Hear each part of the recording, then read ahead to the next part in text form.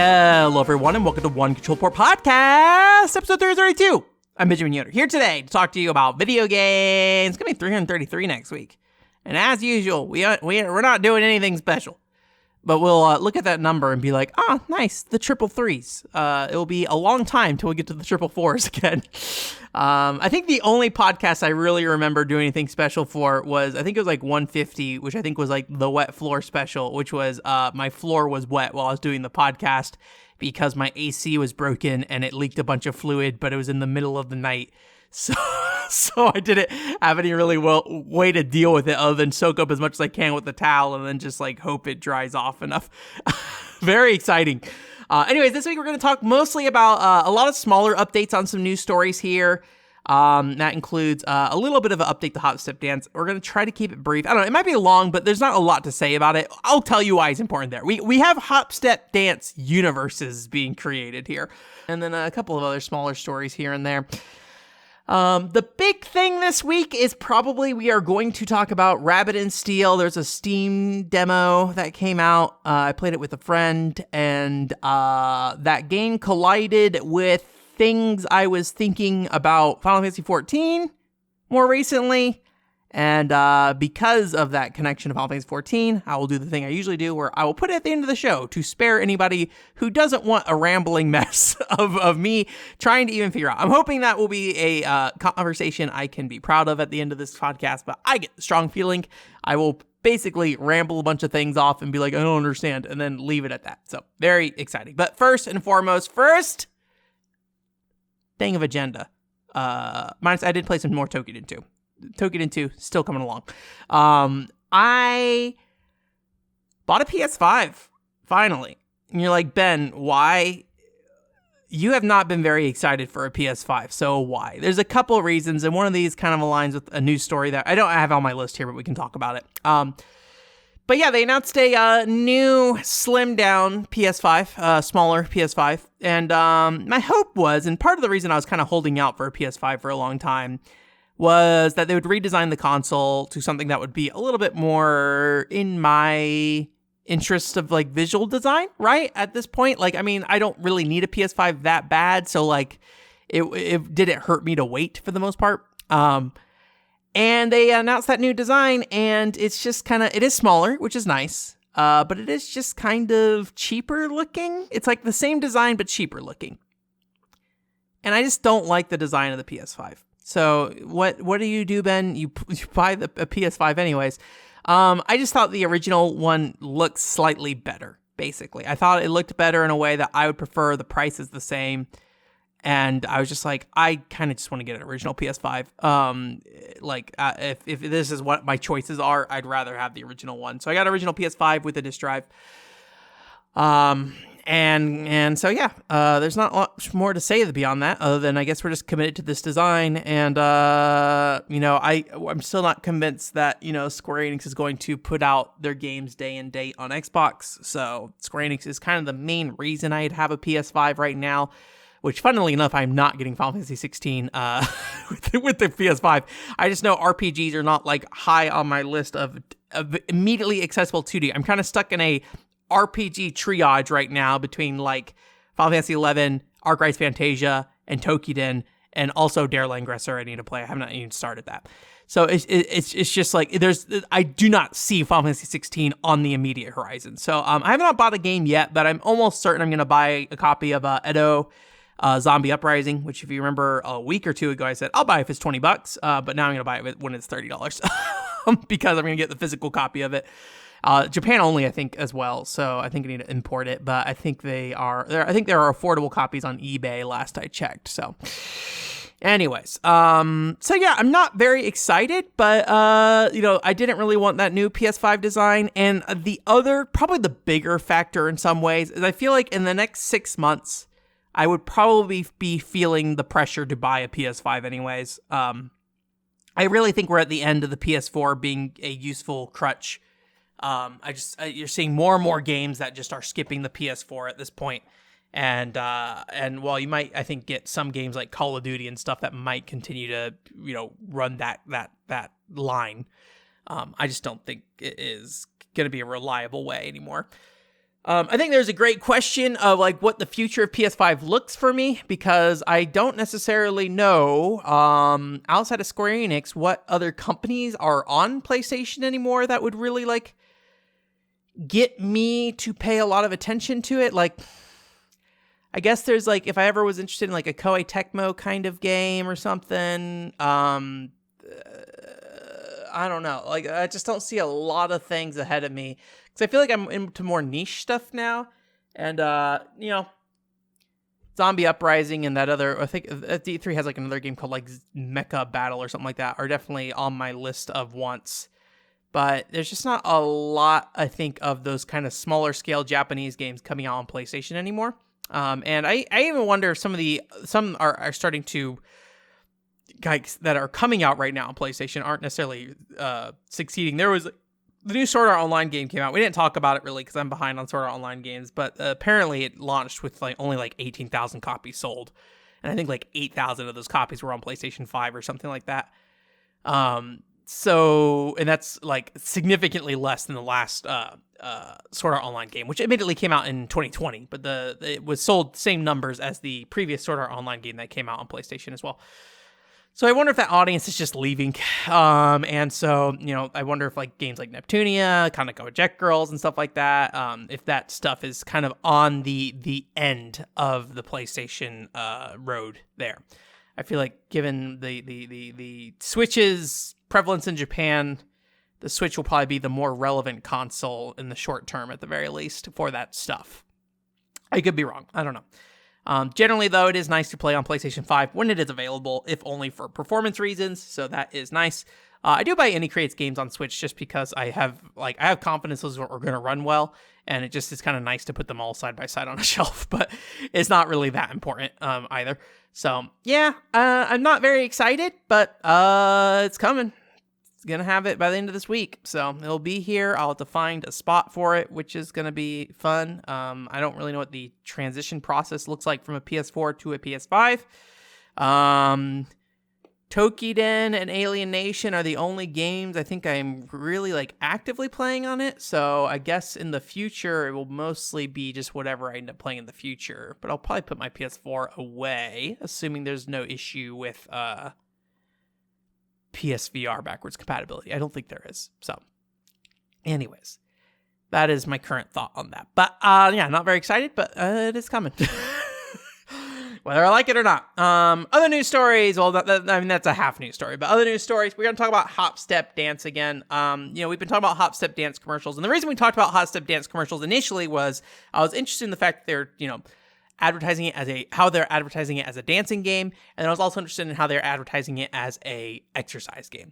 I would probably have not wanted to talk about the follow-up to commercials until I watched them and saw that they tried to complete the Hot Step Dance universe. So if you remember last time, there was an old man, he ran up the stairs and stuff like that, and I was like, who is that old man? Is he his grandpa? Is he just a random old man? Hot Step Dance said, we'll answer that question for you. So they put out 2 new ads. One is related to the first ad, which had the schoolgirl who was wanting to dance with her friends on social media, but was too embarrassed. So she went to her karaoke job and met a lady there who recommended Hot Step Dance to her.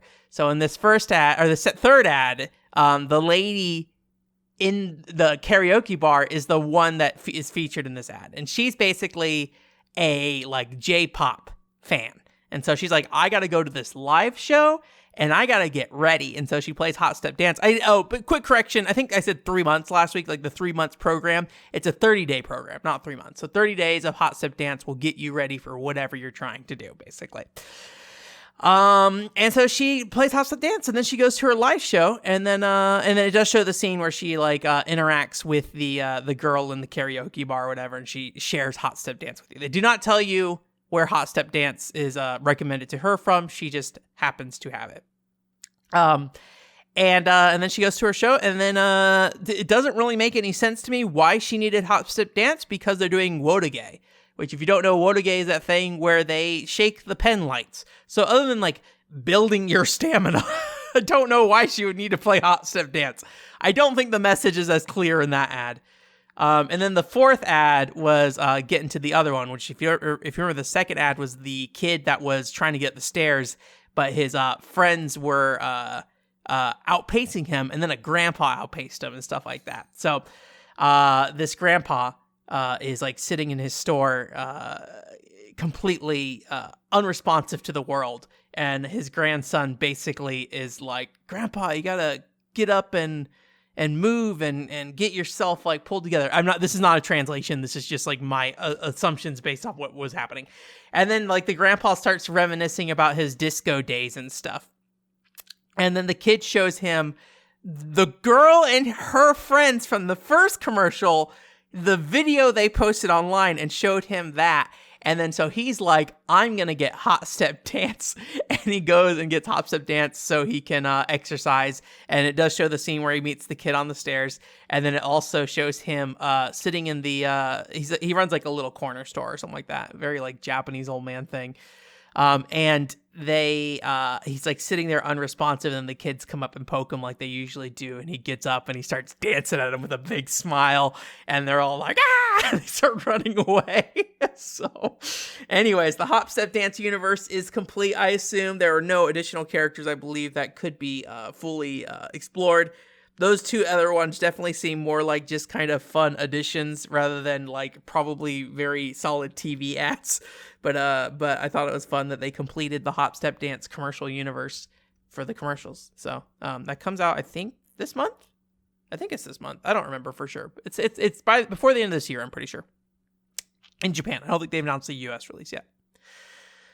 And that's that. Mr. Hideki Kamiya.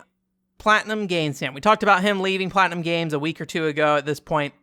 He started up a YouTube channel, so it sounds like he's going to do a Mr. Sakurai thing where he maybe gives a bit more advice about game design stuff. It wasn't clear about it. He seemed to be kind of open-minded. He's just kind of like, "I don't know. What do you guys want?" Definitely seemed a lot less planned. And it really was just him kind of like doing this little skit where he like came out of the offices with a box of his stuff, and it was like a bunch of action figures and stuff. But apparently he hasn't really been working at the company for like 3 months now. He basically decided to leave 3 months ago, and they basically put him on paid vacation until he was gone. So he is now gone. However, I think the one little bit of information that's really worth noting in this video specifically is that Kamiya seems to have a non-compete clause with Platinum Games. I don't know for sure if that's the case, but he was heavily implying it, I think. And so he basically cannot work in the game industry for about a year. I don't know if that's a year from today. I assume that is a year from the time he left the company, not a year from the time he took paid vacation. So he's basically stuck not being able to do anything for a year in terms of video game stuff at the very least. So I think that's probably part of why he's doing the YouTube channel, is just to kill some time until he could get back to that. But yeah, so he is now I think officially gone from the company now. But yeah, it sounds like we're not going to see anything from him for a while. So we'll see how that goes. Uche Torre. I don't remember what this stands for. I looked into this at some point. I think it was like, I think it's like Uchi Training or something like that. Training in I don't know. I don't know what it is a game called Uche Torre.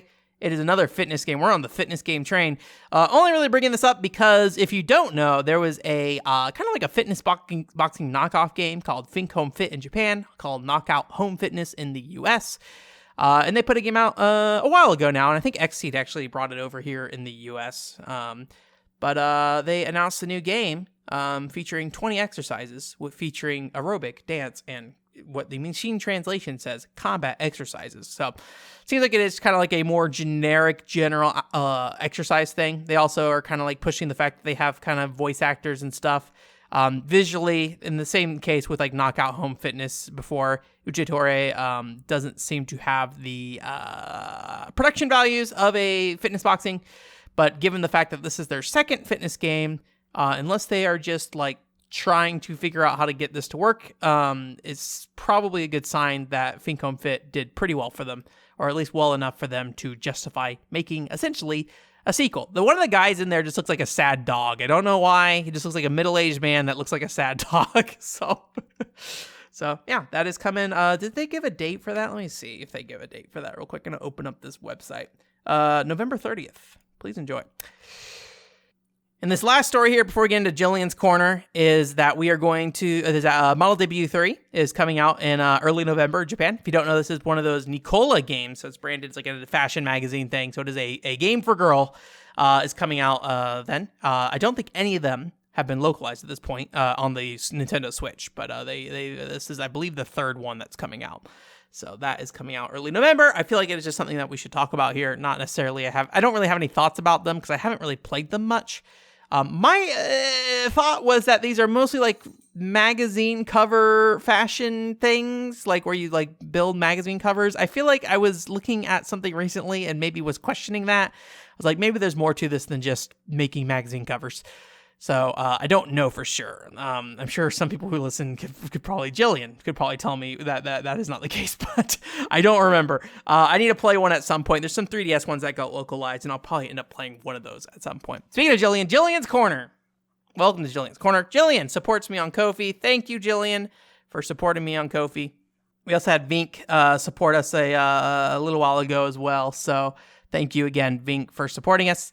Again, if you want to support me on Ko-fi, you can do so. Give me a donation, and you can ask a question, is what the current lineup is for that. But we are on the twilight years of Jillian Corner's questions, probably. So we will figure out if we're going to do anything new with that or if we're going to do something different. I don't really know.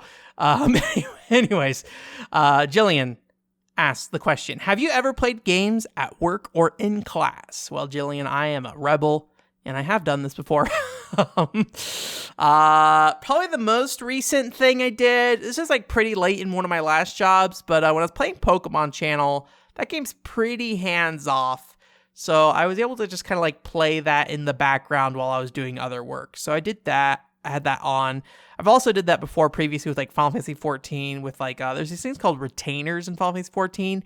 You can send them out on missions and they'll come back every like hour or two or something like that.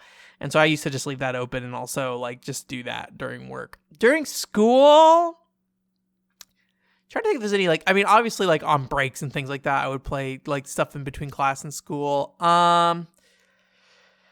I remember playing DS games in middle school and like my teacher getting upset, and he was like, look, I know you guys got a lot of cool, fun toys for Christmas. And I was like obnoxious when I was a kid and was like, oh, but I didn't get my DS for Christmas because I already had a DS, which is like, what a stupid, silly thing to get caught up on. But I was just being a fucking kid. Anyways, so I remember playing Mario Kart DS in class with some kids, but that was like, that was a very laid back IT class. And like, once you got your work done, you were just kind of allowed to do whatever you wanted to.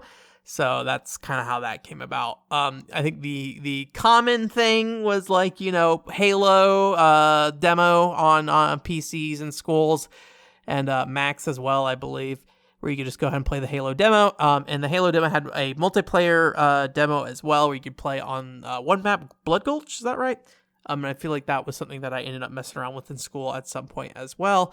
And then mostly, I wasn't much of a like flash game player. If you don't know, like, I don't know if this is still the case. I'd imagine probably not, since you have your phone with you the whole time. But when you're on PCs in middle school and high school back then, you would sometimes find websites where you could play like flash games, kind of thing. And I would watch other kids play flash games. I rarely played them myself. I think at the time, I just didn't think they were that interesting looking. I just thought they were way too simple for me. And it's funny because some of that stuff is probably like the kind of stuff that gets like the most viral now, right? Just like, oh, crazy bikers where it's like bloody violent if you die or something like that, right? Stuff like that.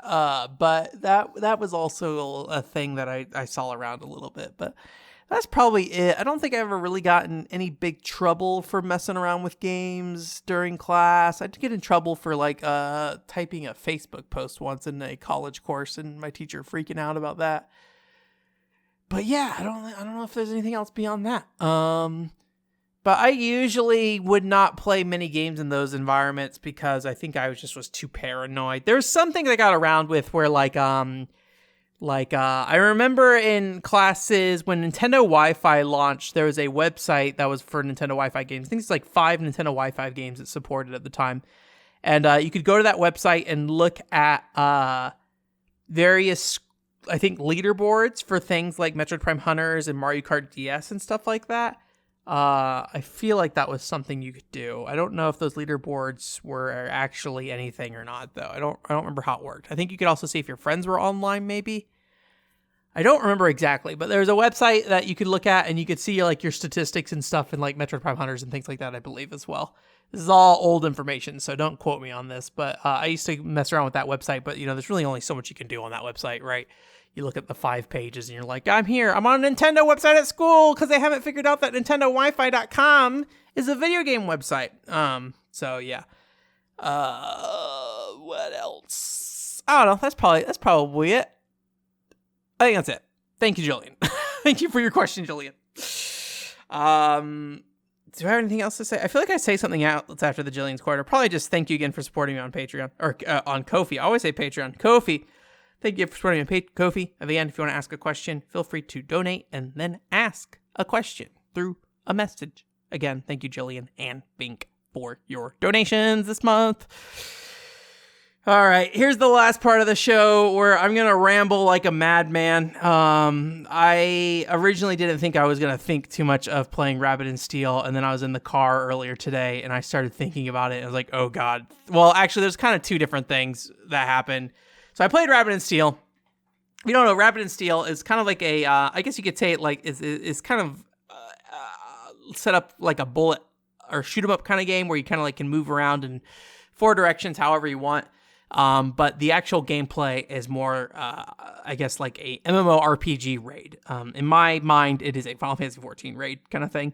And it basically means you have kind of one central boss, and then when you're doing the boss fight, there are little kind of like bullets that shoot out in the case of this game specifically, where like, I think so. I seem to recall there just being like straight up some bullets that would shoot out. Not a lot, very small number if I remember correctly. And then there's also just like shapes all over the screen. So you got circles, you got lines, you got squares, and the shapes all represent different things. And you're like, do you want to be in this shape? You want to be out of this shape? You want to be in these lines? You want to be out of this line? You want to be on top of your partner? So there's like, you can have 2 to 4 other players, or 2 to 3 other players with you. So 4 players total, right? And so you can do that. And I originally thought I thought I might like this game, and I'm not 100% sure why I thought that, because I think maybe I like the character designs. They're cute, the little rabbit girls and things like that. And I thought maybe, I tend to like kind of like action RPG kind of stuff. So it having a more like action RPG presentation with its characters and like them having weapons and stuff like that, I think was like appealing to me. But the second I started playing it, I was like, actually, this is not really what I expect it to be. It's not that I mean, it was everything I kind of expected it to be. I just didn't really put the pieces together yet, I think. And I think once I actually started playing, I was like, oh, this is basically like a Final Fantasy XIV boss fight, basically. And, there's a couple things I think the game itself just generally could do that would improve it, like just the sound effects and things like that. And I think a lot of the animations are just really kind of underwhelming at the moment. But that's stuff that can be patched without too much trouble, right? And I think that's the stuff that, like, I think most people would point out and say, like, yeah, I mean, the attacks could feel a little more impactful, maybe. I don't know. Maybe we'll get into this here in a little bit. But, like, I was playing it, and I just kind of, I enter that state with this kind of game. It's the same way I feel about like Final Fantasy XIV boss fights, where I feel like everything is happening all at once. At the same time, absolutely nothing is happening. And so it's like basically a bunch of shapes appear on screen. You're supposed to kind of read them and pay attention to the order of which these shapes appear. And then depending on how the shapes are colored in or what the text is on screen sometimes, you're supposed to react to those shapes differently. And then so some of that plays with like, okay, where are the other players in your party position? Because sometimes you need to overlap with each other. Sometimes you need to move yourself so you're not compromising another player and stuff, right? So it's like all about movement, basically. And it's basically just like moving around on this screen. And I feel like that is like the core of what these things are. I don't know if that's what people like about them, but that is what I feel like is the core of these things. Is like making sure you're standing in the right place at the right time is what it feels like. And And then so you can choose a class and they all do different things, but like I feel like in the end of the day, a lot of it is just like each class changes kind of what buttons you press at what times. Like that's a weird way to put that, but like there's this concept of just like, I guess rotations would be the right word, right? Of like, what are you doing all the time? And it's usually like you're pressing two buttons. So you're, in the case of this in Rabbit and Steel, it's a lot simpler. So it is just two buttons basically. So you're pressing like 1, 2, 1, 2, 1, 2, 1, 2. If you're playing like say the Dancer has two moves that kind of feed into each other. And then occasionally there's a chance that one of those moves will activate a buff on one of your kind of like reserve special moves. And so you want to use your reserve buff kind of thing. But for the most part, the entire game is like you just doing 1, 2, 1, 2, 1, 2, 1, 2, 1, 2, 1, 2, 1, 2, 1, 2, 1, 2 over and over and over and over and over and over again. And then like you kind of need to make sure you're like within an attack range, so you're actually dealing damage and things like that. But like nothing about it feels like impactful to me. And so like I feel like I'm just pressing these buttons back and forth. And the only time I notice what I'm doing is if I fail to do something. So if like I fail to utilize a special hit or something, or like I have a move that I should be using and I realize, oh, I'm not using this move because I'm too focused on moving around right now, basically. So I'm not like maximizing my damage output. Like I don't really know what my damage is. Like you can kind of look at it and see it, but like I don't know. I'm just pressing these buttons, and then at the end you get like a DPS counter. And I think in the case of Rabbit and Steel, they really could like make that DPS counter a little bit more presentation. Right now it's just like a straight up like text they just display that's like, oh, you did 226 DPS damage per second, right?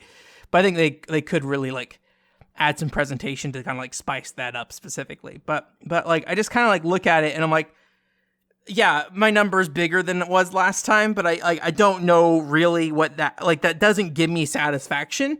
I'm just like, I don't know what I did. I mean, I do know what I did. I pressed 1, 2, 1, 2, 1, 2, 1, 2, but like, I don't feel like I did anything other than just move around on screen and press 1, 2, 1, 2, 1, 2, 1, 2, 1, 2. And so there's every class is kind of different. So each class kind of has its own thing that it's doing. So not every class is just press 1, 2, 1, 2, 1, 2. One is press one button until you need to use another button, basically. And those moves all have like different modifiers to them. So don't get me wrong, they're not just pure damage and stuff like that. But like most of the time, I don't feel like at least in my situation, I don't register that stuff very well. Which, you know, it should be noted that I am not good at reading a lot. It's kind of like where the whole like everything is happening, but nothing at all is happening. I feel like where it's like everything is happening, so I can't really parse anything. And so at the end of the day, when the encounter is done, I'm basically just like, am I alive? Yes, no. And so I just really like could not get in a vibe with that game at all. And it just made me think about Final Fantasy 14 because I recently have been thinking about Final Fantasy 14 again. There's like people I know who play Final Fantasy 14. I've been listening to them talk about it. Some friends specifically, like when I was on my trip, and then also on Twitter and stuff like that. And then also some people I was listening to on podcasts as well. And like, I think the thing with Final Fantasy 14 that's frustrating for me is like, I don't understand why I don't like it a lot of times. There's just a lot of things I don't like. And this is part of the frustration I think I have with like Rabbit and Steel as well, where like there's a lot of things I don't know why I don't like it other than I know I don't like it. And then also I don't know why other people like it. So it's like really this confusing thing. And so like Final Fantasy 14, there are things about that game beyond just the combat, but that like I've been kind of reconsidering. I'm like, maybe I should play a different job. Maybe I should, you know, change my goals. But then like playing Rabbit and Steel was a good reminder of just like, but I really just hate the combat of Final Fantasy 14. When I say the combat of Final Fantasy 14, what I really mean are the raids. Like, I really don't like them because I just feel like nothing feels meaningful whatsoever. I feel like I'm just standing there pressing buttons and hoping I don't mess up. And, like, I don't get any satisfaction out of that combat, really. I just feel like I get, like, almost nothing. And in the case of Rabbit and Steel, I think there are things they could possibly do to make it feel more impactful. But I think the problem is that like once you start making things too flashy, then it becomes harder to read the game itself, which is why I think a lot of times with like Final Fantasy 14, you see people say turn off other animations and stuff from other players because it's going to make it harder and harder to read, you know, what's happening on the field and things like that. And I feel like it's just a lot of stuff that I just don't really think is valuable to me when I play games. And I think there's like, we've talked about like with fighting games at EVO and stuff like that, where like, I think there's like, I have a desire to learn about EVO and like our fighting games. And like, I think I can see the pieces, even like I can visualize the pieces in my head, even if I can't see them on the screen. I think one of the biggest frustrations I have with Final Fantasy XIV, and I think by extension Rabbit and Steel, is I don't not only see it on screen, but I also don't see it in my head. Like, to me, there's like nothing appealing about it. And so like Rabbit and Steel, I was talking to some other friends after I played it, because I recommended that we might maybe check it out. And I was just like, I'm happy to try this with you guys if you want, but I don't think I like Rabbit and Steel. I kind of don't care. Like, I just think in some ways I just like completely am checked out of that kind of gameplay. And it's like something that I don't like that I am so checked out of, but at the same time, I also don't care enough that I think that I want to solve it. Like when I think about like when I'm playing, like thinking about other things in Final Fantasy 14, like I can look at like, okay, job. Okay, the job of Paladin that I committed to in Final Fantasy 14 1.0 has changed drastically since Final Fantasy 14 1.0. And I think in a lot of ways, what I liked about Paladin no longer exists in Paladin. It is gone. The only reason I continue to play Paladin in Final Fantasy 14 is because I already have Paladin leveled and it makes sense. And so like being able to switch out parts like that, it's like, okay, well, what's a job that does fit me better, right? And trying to find the right job. And Red Mage, I think, is a job that I've been kind of eyeing up for a long time, but I didn't play last time because I didn't want to buy the expansion, I think, at the time, so I don't have Stormblood or whatever it's called. And then I also was thinking about Blue Mage as well, but that's kind of like a whole other thing. But after playing Rabbit and Steel, I just like, but at the end of the day, no matter what that job is in Final Fantasy 14, I'm gonna be back here. And I do not like this. And I just don't know what to do about that. Obviously, the answer is don't play the video game, Ben. But I just don't see it. And it's like one of those things that it's like, I know people like it. It's just like with Evo. Evo is not a giant ruse to make Ben feel like there's more depth to fighting games than there actually is, right? There's millions of people play Final Fantasy 14 every day and enjoy what that thing is. But I just don't see it. Like, I don't think there's any feeling of responsiveness from the combat is, I think, the biggest thing for me. Everything feels super loose and is just like, stand here to not die. Did you press your rotations better enough so you don't die? And like, obviously that's always a case with everything, but I feel like I don't really, and maybe like part of this, I've talked about this before, I think, where I'm like, I don't really know damage numbers in Final Fantasy 14, right? So I have no context. So like when I see damage numbers in Final Fantasy 14, if it's improved, I don't know. Like, I don't know that it's improved. And I am just so out of like the loop of what damage is in that game at this point, right? And then Rabbit and Steel, like kind of the same thing. It's like, okay, I got over like 200, but like, what does that mean? Like nothing in the combat felt different other than I felt like I did not mess up as much. And like, I just don't see what is appealing about that combat, really. I am sure there's appeal to it again, but I just don't know if I see it.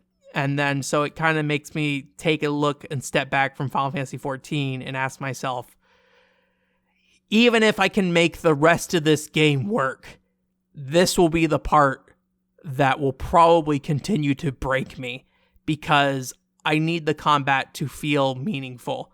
And I think Final Fantasy 11, there are things in that combat, as devoid as it is of things to do, I feel like there are things I do in combat that feel meaningful. As you say, as a warrior who can't hit anything. But like even in party play and stuff like that, there are things I do that feels meaningful. And I think that was my frustration with 14 is like a lot of times what I do did not feel meaningful whatsoever.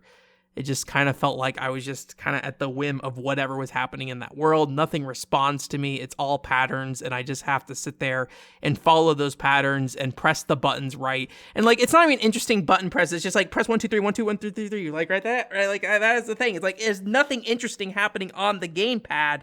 It's just pressing the rotation again and again and again.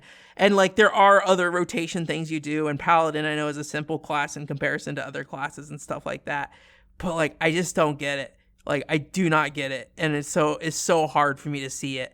And it's like one of the most frustrating things about Final Fantasy 14 to me, and I think by extension, Rapid in Steel. Like Rapid in Steel is a game that like I like how it looks, but the second I play it, I'm just like, I do not want any of this. So is how I feel. Anyways, I'm sure the video game's great. I hope you enjoy it. OneControlWar.com's website.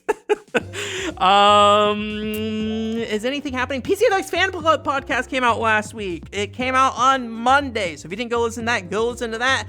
I talked to Mr. Jakes along with Filler about Farland Story FX, another game that, while I can somewhat appreciate, did not like that much.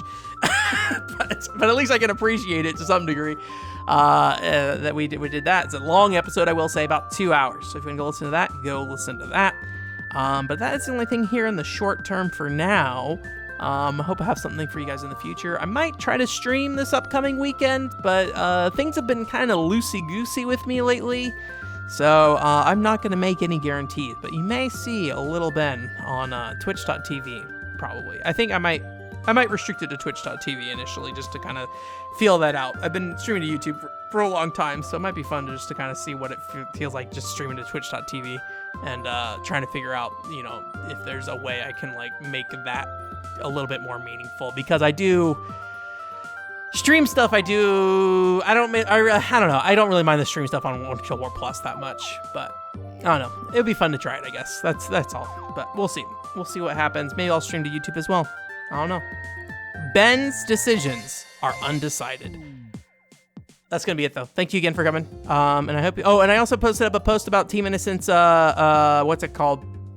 Reference documents, where I would go through the reference documents and look at some things that you could not see in the video game before. That was kind of neat.